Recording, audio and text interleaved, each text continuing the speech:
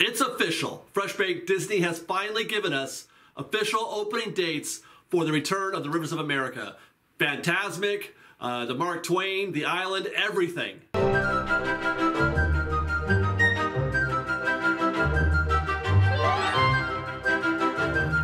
Hello everyone, welcome back to Fresh Baked. This is going to be a really exciting update, but before we do that, I want to ask everyone as usual to take a second and to like this video and subscribe if you haven't already. Now that we got that out of the way, let's not delay any further. Let's start with Fantasmic. The Disney Parks blog has announced that Fantasmic will return for its first show on July 17th, and that's actually a little bit earlier than I had expected. This was the thing I thought would take the longest to come back, but it's going to be back on July 17th. Just a quick word on Fantasmic. The early rumor that we're hearing on the new elements that have been brought into Fantasmic has not been very good. The Pirates of the Caribbean and Aladdin segments are not meshing well with the existing components of the show, but don't let that discourage you. It is 100% possible that these opinions that we've heard so far are from folks who are, hard to please or who otherwise hold the original Fantasmic in very high esteem and thus will be, difficult to make happy.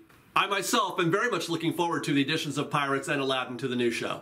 All right, Tom Sawyer's Island, that opens tomorrow. Yes, Friday. Our last update from a couple days ago suggested that it might be here this soon, but I was a little bit skeptical myself, believing they wouldn't open it up so early so that you could still see work in progress, but I guess that is not the case. They're ready to open tomorrow. Whether they're ready or not, we're going to be there, Fresh Baked, tomorrow to film as much of that island as possible and to get as many views as possible of the new areas that are being developed along the backside of the Rivers of America.